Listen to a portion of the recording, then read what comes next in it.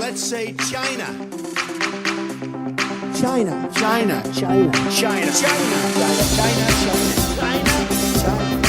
There are no storm movers, and you can actually see Russia from land here in Alaska. You go over to China.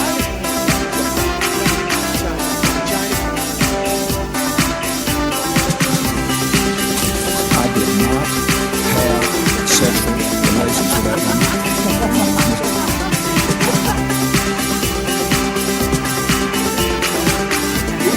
Trump's statement, tweeting out insults to Angela Merkel.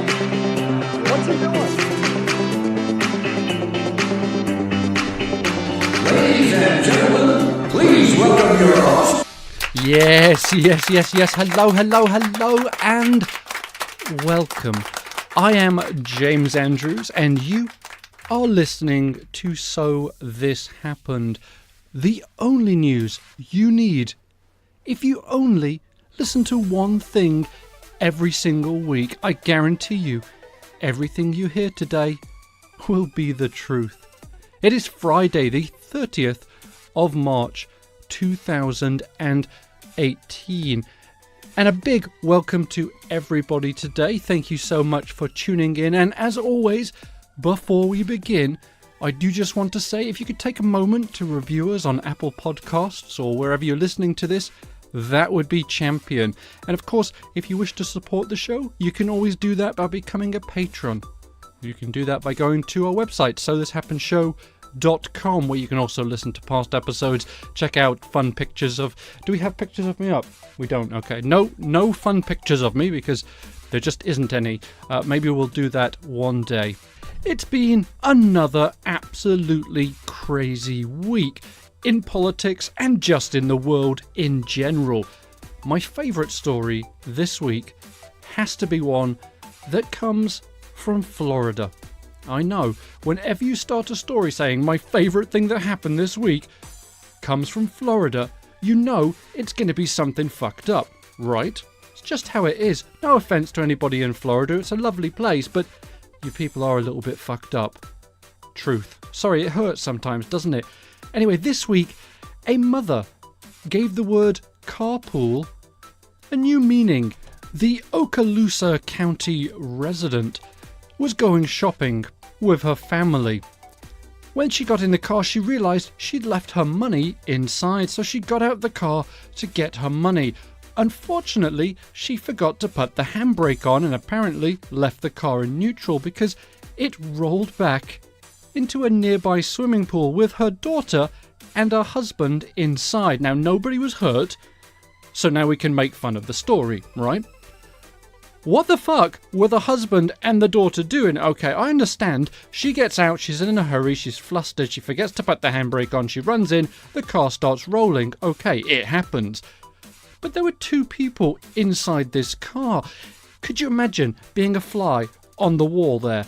The father's going, I think the car's rolling, sweetheart. Yeah, Dad, it is. Dad, should we get out? I don't know, what do you think? Do you think we should get... I think maybe... I don't know, it's tough, isn't it? Well, Dad, could you just put your foot on the brake? No, because the brake's on that side of the car, and I'm on this side of the car, so can't reach. We should probably... Splash. Right, I mean... Why didn't they just get out? I don't understand this. Now, luckily, there was nobody else in the pool.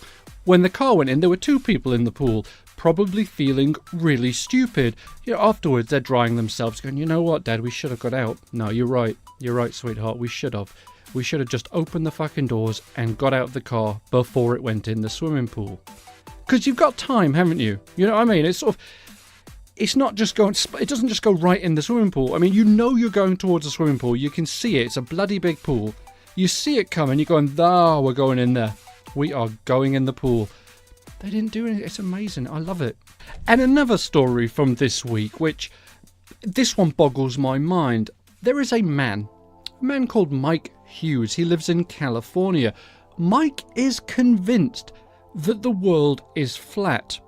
That all the pictures that we've seen of the Earth from orbit are fake and a conspiracy to make people believe that the Earth is round, not flat. Now, I don't really go for conspiracy theories much. This one is a weird one for me, isn't it? Because I don't understand the conspiracy there. Do you know what I mean? What does it matter if the Earth is flat or round? It's not as if the government is hiding aliens. No, it's just sort of science saying, yeah, the Earth's round. We could measure it before we even went to space. We knew it was round. When we went to space, we could definitely confirm that it was round. This man Hughes believes the world is flat. Like I say, I don't understand that. It doesn't seem like a really malicious conspiracy, does it? Anyway, to prove that the Earth is indeed flat, Mr. Hughes invented his own steam-powered rocket ship. First, steam-powered is awesome. It's like the 1800s. I mean, this man lives in the past. No, I'm not going to use rocket fuel. I'm using steam power. Yes, steam power. It's going to be epic. Anyway, Mike built this rather large rocket, which was powered by steam. He was going to launch it into space with him inside, so he could take photographs of the Earth being flat and once and for all prove to everybody that he is right and everybody else is wrong. Anyway, so on Saturday, Mike took his rocket out to the Mojave Desert and he launched it. It did quite well actually. It travelled about 1,875 feet into the air and it travelled about 350 miles per hour. So in itself, that's quite a good accomplishment. Unfortunately, when Mike decided it was time to come back to the flat Earth, the first parachute that he deployed didn't do the job, and his steam-powered rocket ship was travelling too fast, so he then deployed a second parachute, which was very lucky that he had that. He thought ahead, very smart. So now he's got two parachutes, but the damn thing is still falling too fast, and, well, to cut a long story short, it crashed. Mike, he's okay. He suffered some minor injuries. He even said when asked about it, and I quote, "I'll feel it in the morning. I won't be able to get out of bed. At least I can go home and have dinner and see my cats tonight." End quote. The press then asked Mike, "Do you really believe that the world is flat?" Mike responded with this: "Do I believe the Earth is shaped like a frisbee? I believe it is. Do I know for sure? No. That's why I want to go up into space." And Mike, mate, listen, we could have saved you a lot of time, a lot of money, and apparently a lot of pain. You can go on the internet and you can type NASA satellite photographs. You don't even have to put NASA, you can just put satellite photographs of the Earth. You'll see them. You can even watch live streams from the International Space Station, which, by the way, you should do because it's very cool. You can sort of see the world isn't a frisbee. It would have saved a lot of heartbreak, mate. Anyway, we'll see if Mike decides to make the rocket Mark II. Perhaps he won't use steam this time, or at least he'll have 3 parachutes. And if you're interested in funding Mr. Hughes' next trip, he does have a GoFundMe page, so you can go there and throw away some money if you'd like to do that. And in other news, which is very sad for renting DVDs, the Blockbuster, the North Pole branch, is set to close its doors. Now, I actually wasn't aware that there were any Blockbuster stores left. I thought they'd all closed, but apparently there are a few left, mostly sort of northern Alaska, where there's apparently nothing to do except go to Blockbuster on a Friday night. But the North Pole branch is finally closing its doors. And of the 3 people that went to that Blockbuster, 2 of them said, "It's a little bit sad." Santa Claus simply responded, "Those motherfuckers." And I guess we know what Blockbuster will be getting in its stocking this year. Coal. Beautiful, clean coal. Provided by the Trump administration. And in a case of the real Walking Dead, a man in Romania has been unable to convince the courts there that he is in fact alive. Constantine Relu, he learned in January that he was dead. It's not quite as exciting as it sounds. What happened was he sort of left his wife after cheating on her apparently, and he went to Turkey, where he was a cook for about 20 years. He then returned to Romania and found out that his wife had declared him dead, and that was how he was officially registered. He found this out when he was going through customs, and they said, "Sir, you're officially dead." Mr. Rilou then went through 6 hours of questioning and unspecified tests. I would love to know what those tests were. How do you do that? I mean, he's got a pulse. I don't know, he's got a pulse. He's breathing. But it says right here he's dead. So, can you prove to us, sir, that you are in fact alive? Anyway, after the 6 hours, the customs people decided that Mr. Rilou, in fact, was alive. However, the courts are not so convinced. He spent weeks trying to persuade them to issue a paper saying that he was in fact alive and not dead. However, the court said, "I'm afraid we can't do that, sir. You will have to remain officially dead." And to make it even worse, he has now been officially banned for life from returning to Turkey. And that, I think, is just spectacular. He's been banned for life because he is in fact dead. It's a tough one, isn't it? Anyway, so this poor bastard, he's in Romania, where he's from. He's dead there. He doesn't exist. He can't go back to Turkey, where he's been living for the last 20 years, because they have banned him for life for being dead. It's a really confusing story, isn't it, the more you think about it? Anyway, we wish Mr. Rilou Godspeed, I suppose. I don't know. Maybe he should set up a GoFundMe page so he can file a lawsuit, which he does intend to do, but he doesn't have any money to do it, because you try and get a fucking job when you're dead. It's not easy. And yesterday, Thursday, after a number of days of radio silence, Donald Trump made an appearance again. He was in Ohio, surrounded by big equipment and massive tools. No, his sons were not there with him. I'm actually talking about real tools. He was at the Caterpillar factory, and he gave a speech, and you could sort of tell he was very, very subdued for a lot of it, reading off the teleprompter. You sort of could tell that somebody had said, Donald, don't just read what we wrote for you. Don't go off on one of your tangents, because if you mention bloody Stormy or anything, just don't do it, okay? And of course, it's a Donald Trump speech, so there was a lot of bravado in there, and there was a lot of talk about everything he's done and how fabulous he is. But it was, to my ears, a slightly different Donald Trump than we've seen in a while.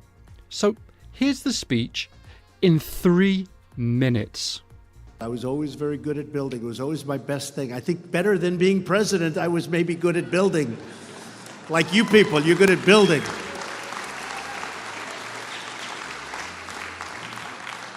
I think maybe we'll be better at president, David. That would be good. We're moving along very nicely with North Korea. We'll see what happens. Certainly, the rhetoric has calmed down just a little bit. Would you say? Would you say? And we'll see how it all turns out. Maybe it'll be good, and maybe it won't. And if it's no good, we're walking. And if it's good, we will embrace it. We should do well.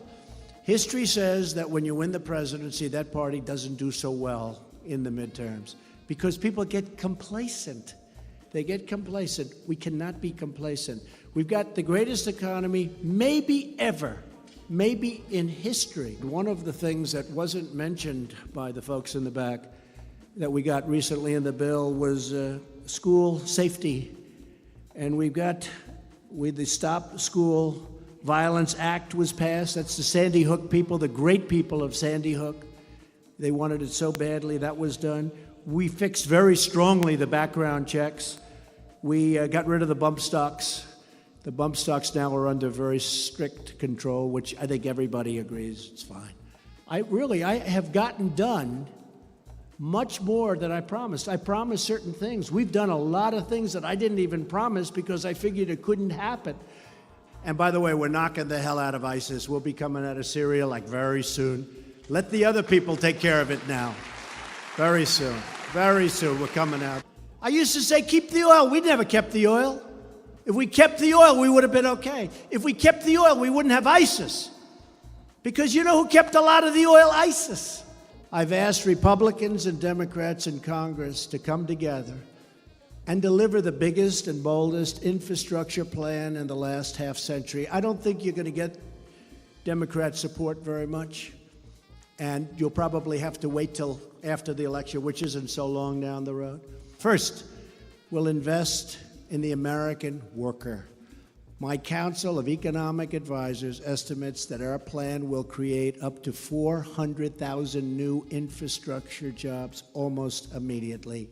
We will completely transform the horrible and costly and broken permitting process. The current permitting system is a disaster. We're going to provide a $50 billion commitment to build infrastructure in rural communities, which are too often left behind. They've been forgotten. Fourth and finally, we'll expand the reach of federal dollars through smart state and local partnerships. We're going to have some really smart partnerships.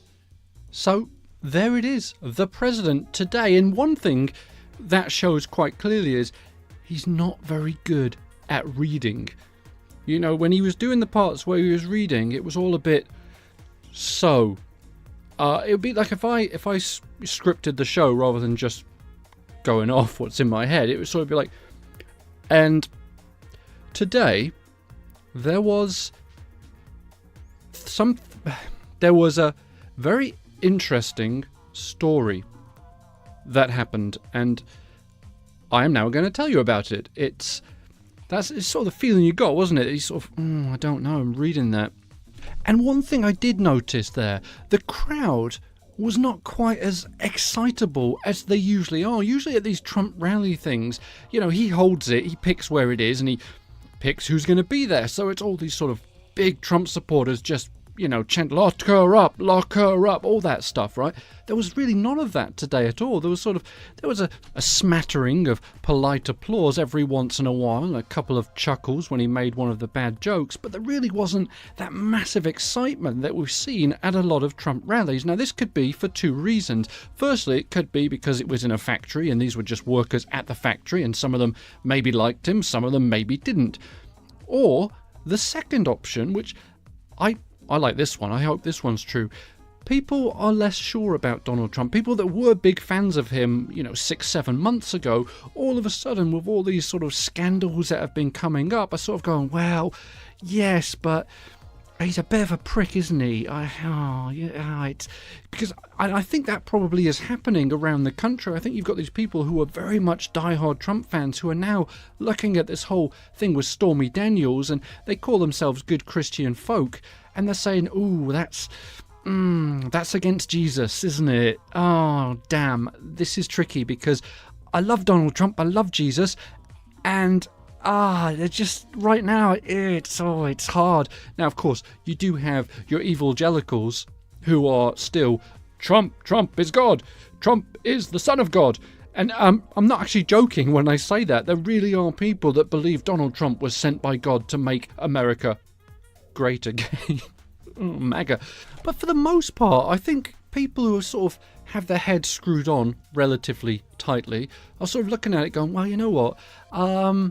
He's not the best person, is he, to be president? And he keeps hiring people and firing people, and we don't really quite know where we're at on this. And he waffles a lot, he's got a deal with South Korea, but maybe he won't make it because he wants to make a deal with North Korea, and he's sort of gambling with our lives here, isn't he? Ooh, so maybe that's what's happening, isn't it? Maybe these big Trump fans are sort of saying, God, I just don't know if he's as great as I thought he was.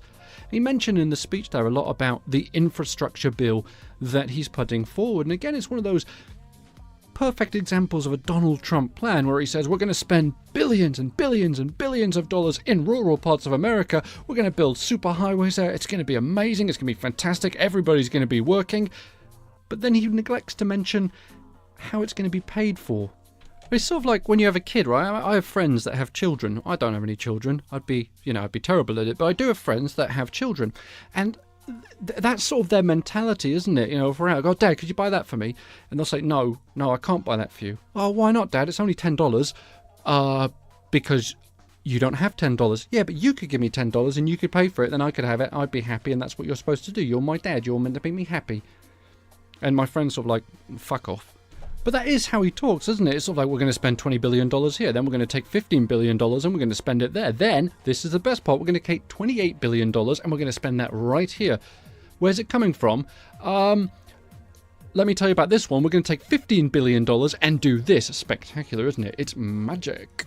It's sort of like there's a magic money tree on the lawn of the White House.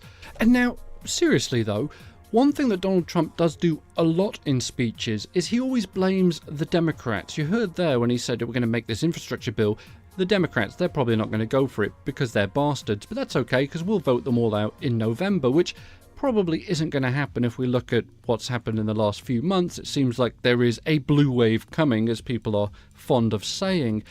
But as a president, I feel, and I'm no expert, but surely the job of the president, the man who is in charge of the entire country, should be about building bridges, not necessarily walls. Yeah, see what I did there? Very clever. But building bridges between the left and the right. Instead of continually just saying everything is the Democrats and the Liberals' fault, perhaps he should say, well, what am I talking about? He's not going to do that, is he? Of course he's not going to do that, because he's playing to his base. But, as we heard there, and as I said a few moments ago, that base may be shrinking. Just like my favourite pair of jeans. True story. Last year, perfect. They fit me fantastic. But, unfortunately, over the last 12 months, they have shrunk. And now, they're quite tight on me, which is weird. I don't know. I didn't wash them in hot water. I didn't do any of that. I took care of them as you're supposed to. But they have shrunk, definitely, because, like I said, they're quite tight now, not as comfortable as they were a year ago. But things happen. But one thing Donald Trump did say in the speech yesterday, which I think we can all agree with, right at the beginning, he said, "I was a better builder than I am president." And in news that has the Fox News crowd and generally people on the right very, very excited, a woman in Texas was sentenced to 5 years in prison this week for voting illegally in the 2016 presidential election.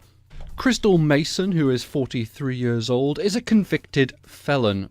She was convicted of tax fraud, and she voted, which is, in the state of Texas, illegal to vote if you are a convicted felon.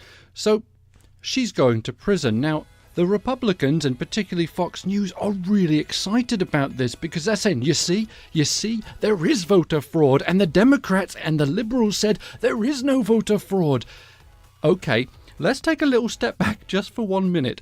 I seem to remember that Donald Trump and co. said 3 million illegal people voted in California, which made it so California went to Hillary Clinton, not Donald Trump. This is one person. Okay, this is just one person.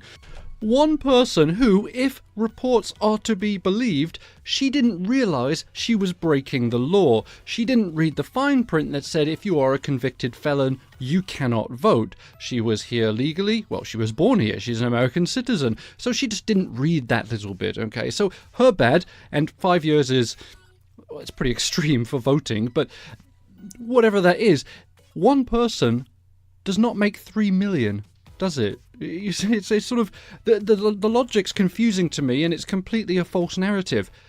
The people on the right are arguing that, look, you see, voter fraud is real. There are people voting illegally. Ha! We told you so. No, you told us that millions and millions of illegal immigrants were voting. This is an American citizen who voted by accident, according to her. Not exactly the same thing as 3 million illegals voting in the election. But does it matter? Does it fuck? If you go to Fox News right now and read the story, in the comments, it's fantastic. It's just the people going, oh, look at all the liberals saying, ha ha ha, no illegal voting. What are they fucking smoking? Illegal voting right here.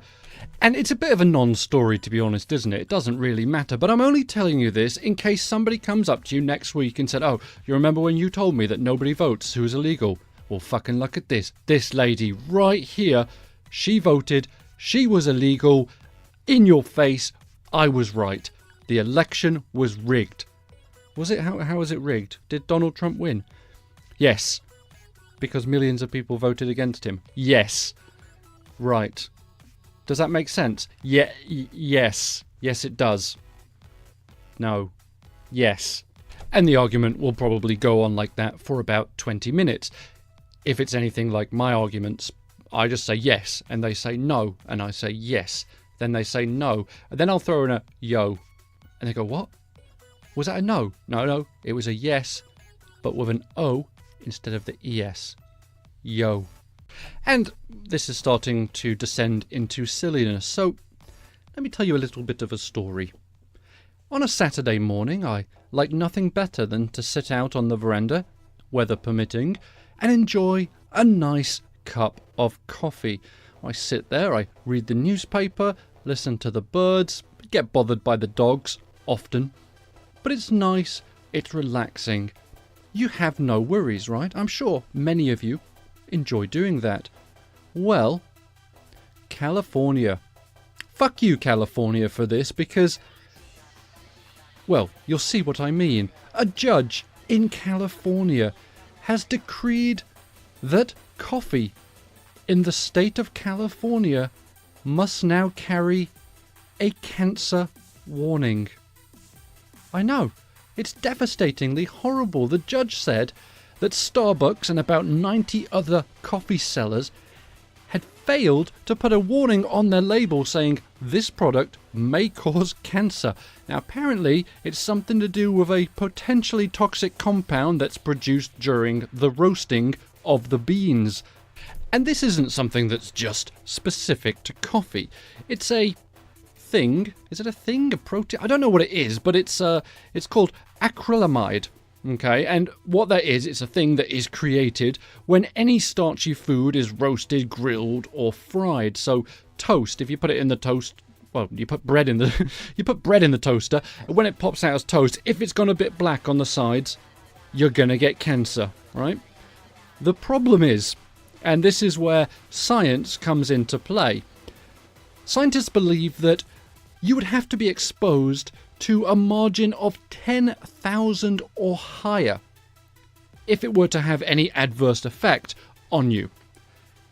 Coffee produces 425 acrylamides. I don't know if it's actually... This is where I'm a bit confused on this, because science goes a bit over my head, to be honest. So acrylamide is this thing that causes cancer, and you would have to be exposed to 10,000 of it. So I'm assuming 10,000 acrylamides. And, you know, if I'm wrong on this, someone please correct me, because like I say, science is not my strong point. So 10,000 acrylamides, that would fuck you up. That's bad. Coffee produces 425 acrylamides. We'll just go with that, okay? We'll just go with their acrylamides. It gets my point across. So the risk is, it's minimal. And it's a risk that I am quite willing to take. I'm also going to keep toasting my bread. And I'm going to keep... Well, I don't really fry much, to be honest, because I'm, you know, I try to be healthy and everything. You pass 40, you've got to be healthy. But I am going to keep enjoying coffee and toast. And if I'm feeling really daring, I might drink a cup of coffee while eating a piece of toast. It's fucking living on the edge with James Andrews, this. It really is. And this story actually gets worse, because I just scrolled down past the coffee acrylamide thing, and there's another one about fucking roasting potatoes, that we shouldn't roast potatoes because that produces acrylamide. We're going to be sitting around one day, eating just a raw potato, just crunching right into it, and well, I was going to say drinking water, but I'm sure that's got something in that's toxic as well. So we'll just be sucking coffee beans. You'll just sort of stick it like chewing tobacco. You just stick it down in the corner of your mouth. No acrylamides for me, but I'm getting my caffeine. Woohoo! And another bizarre and confusing part of this story is that there was a test also this month in March that said that people that drink coffee regular have cleaner arteries than those that don't. And then another study that said coffee drinkers live longer than non-coffee drinkers. So, which is it? Are the acrylamides going to get you? Or are the clean arteries going to overcome that and say, aha, we win, you lose, acrylamides? I don't know, it's all very, very confusing, isn't it? It seems that every single week something else is bad for you that was good for you before. So you're eating something going, I'm eating this because it's healthy. Do you remember a few months ago we talked about coconut oil? I've been fucking cooking everything in coconut oil because they said it's good for you, it's healthy. Then it turns out that through studies, coconut oil has more fat in it than fucking bacon.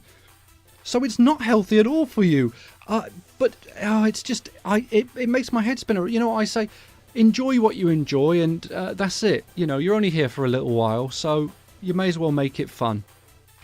And I just got done saying I'm not very good at science, and now I want to talk about more science. But this is something which is quite close to my heart, and I think is very important for, well, every single person listening to this, and that is fuel efficiency standards. I know you're probably dropping off right now. I'm just nodding right off, going, oh, fucking hell, waking me up when he tells a joke. But this is something which is important, and it's something which affects every single person that lives on the earth. Now, until 1975, there was no regulation whatsoever on fuel efficiency in cars or any motor vehicle. In 1975, Congress established the CAF standards, that is the Corporate Average Fuel Economy Standard. What it does is it says automobile manufacturers have to meet a certain mile per gallon for their cars, or for the vast majority of their cars, in order to produce them for the US market. This was a good thing. It was good for a number of reasons. We all know that when you drive a car, you're producing carbon monoxide and other things that get into the environment, fuck up the ozone layer, and are just generally unhealthy for people to breathe in. Until there were standards, anybody could build a car and say, yeah, it gets 1 mile per gallon, but it fucking goes, man. I tell you, it goes. What CAF set out to do was say, okay, we need to do this because A, the environment reason, but B, people are buying bigger and bigger cars and it's costing a lot of money to fuel them. And guess what? Oil is not forever. We will eventually run out. And when that happens, we're all up a certain creek without a paddle. That's Shit Creek, if you didn't know. Now, the standards that were set in 1978 for regular cars was 27.5 miles per gallon. Okay, that was the goal for the model year 1985. On light trucks, the goal was 22.2 miles per gallon for the model year 2007. That was where they had to get to. And as you're probably aware, Barack Obama made a few changes to the CAF standards, and there was a lot to it. There was phase 1 and phase 2 and different phases, and it's quite heady stuff. But the accumulation of it was that Barack Obama said that the CAF standard for 2025 had to be 54.5 miles per gallon. And that's an important number because it's a number that a number of Republicans, including Donald Trump, have said is not feasible. 54 miles per gallon, that's just crazy talk. The thing is, though, that number, 54.5, that's the standard, the gold standard. The actual number, when different things are taken into consideration, which I'm not going to bore you with, is closer to about 40 miles per gallon. Okay, so that is the actual number. 54.5 was sort of the number they threw out there, but after you'd taken away all these deductions and worked out all these crazy equations, etc., the number is round about 40 miles per gallon. Most auto manufacturers said, yeah, absolutely, that's completely feasible. We're down with that. However, as time went on, some auto manufacturers, namely Ford and General Motors, who agreed to the 54.5 miles per gallon standard originally, have now rolled back on that and said, well, let's slow the roll a little bit because it would be quite expensive to do that. And then they said it would threaten US jobs. They didn't say how it would threaten US jobs, but they threw that one in there. But there are a number of other manufacturers who still agree with a 54.5 mile per gallon standard. They still want that. They say it's very feasible, especially with hybrids and electric cars coming into play. This is a number that we can easily reach. And of course, it would be expensive, particularly for people like Ford or General Motors who don't have an electric car to speak of as of right now. There are electric cars out there. Chevy have the Volt, and Ford have a few plug-in hybrids and an all-electric car as well. But it's not where they're putting their primary focus. So for them to roll back, say, no, it's too expensive, we can't do it. No, it's not going to happen. Other manufacturers are saying, yeah, that's great. Porsche, for instance, just released a car with an electric engine in. It's hellishly fast because electric, you could bore you with this, but the torque curve on electric is you press it and it's on. It's like a circuit. It's you're on. So they're fast. They're really fast. So these sports car manufacturers love it. Yeah, put a hybrid engine in there. Brilliant. Very fast now. So I think everybody can agree that in order to reach that new CAF standard, it would cost a little bit of money, and manufacturers would have to come up with some new ways of building cars, and that would be expensive. The other side of that coin, though, is that it's something that has to be done. Oil is going to go away eventually. It's just not going to be there. So it makes sense for these manufacturers to start looking at perhaps alternative sources of energy to power their cars. It's something they're going to have to do anyway eventually. They may as well just start now, and with these CAF standards, well, it's as good a place as any. And like I said, a number of manufacturers have already said, yeah, we're going for it. Volvo, for instance, said that by 2025, every single car that they manufacture will have some electrical component in there, bringing the fuel economy way up. Other manufacturers, Infiniti, have also laid out the same plan. Nissan, same thing right there. And also Volkswagen have said that they will have 50 electrical cars by 2025. And so yes, initially it might be quite expensive, but a number of financial analysts have said that, look, if everybody's driving electrical cars, to the consumer, by the time the lithium batteries and everything start to come down in price, which they are every single year, it will be no more expensive owning an electric car than it will a car powered by gasoline. But putting economics aside, the other thing is the environment. Cars that use gasoline are notoriously polluting. It's what they do. I love cars. I absolutely love them. But I know that every time I drive one, I am polluting the environment a little bit. I still love cars, but it's a bit of a quandary, isn't it? So I am all in favour of these standards by 2025. I think it's a great thing, and luckily, in America, there is a thing called the Environmental Protection Agency, and well, that's what they're there for, protecting the environment, so surely they would love this idea. Well, not so fast. The leader of the EPA, Scott Pruitt, we've talked about him many times on this show. Scott Pruitt might be the only Environmental Protection Agency director ever who thinks that business is more important than the environment. It's a weird one, isn't it? He sort of said, yeah, look, I'm the director of the Environmental Protection Agency, but I couldn't give a fuck about protecting the environment, but I am in favour of protecting big business. And frankly, this ridiculous CAF standard that man Obama put in place is going to destroy businesses. It's got to go. People are saying, well, Scott, don't you think it's better for the environment, though? I don't give a shit if it's better for the environment. But Scott, you're the director of the Environmental Protection Agency. Well, yes, but yes, I am. And in his infinite wisdom, as the man in charge of protecting the environment, Scott Pruitt has decided to roll back the CAF standards that Barack Obama put in play.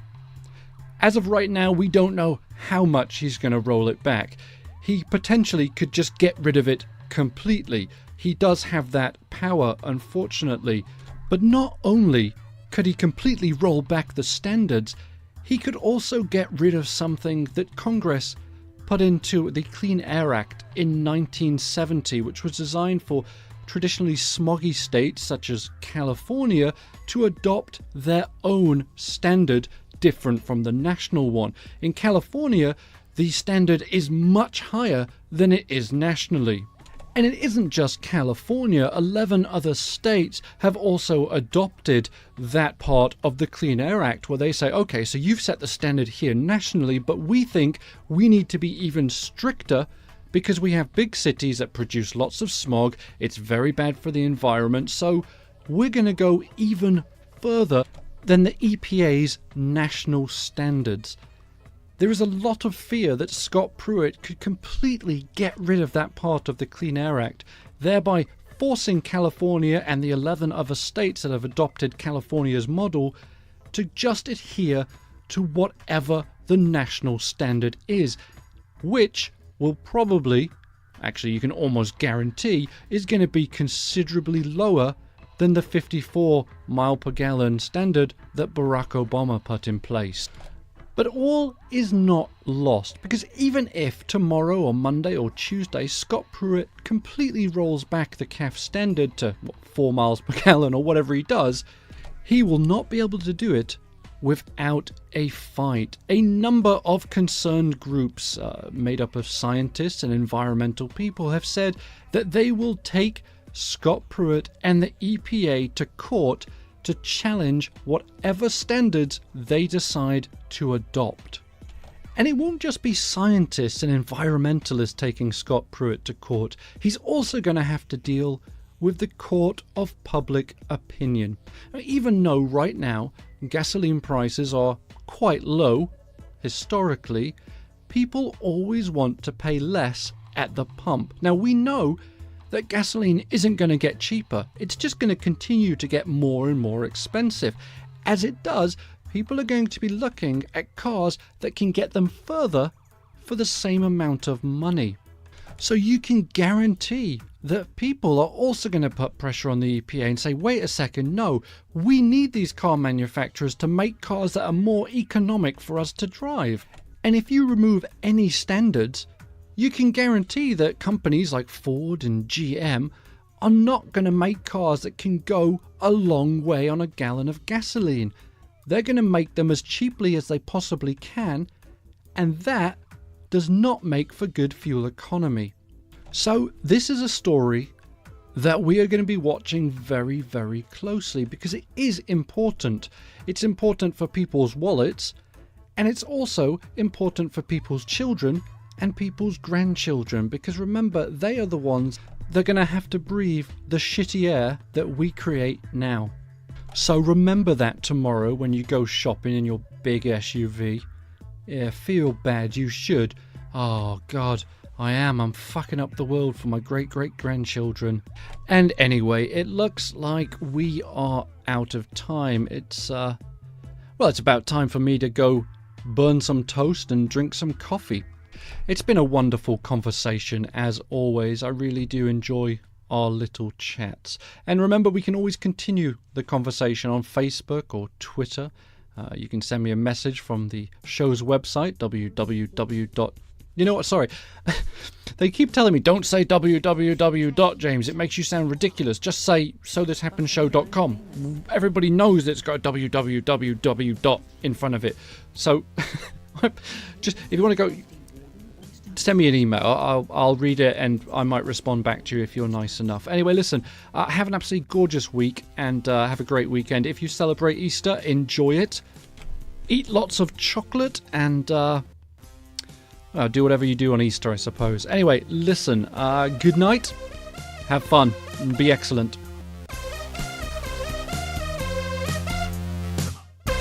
Consigue en el piso y la danza.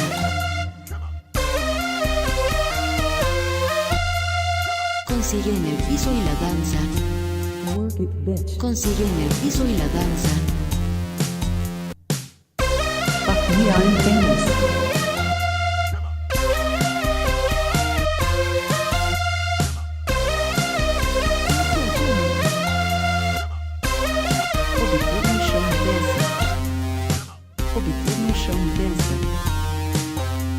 Obter no chão e dança. Effectivement, je suis célèbre.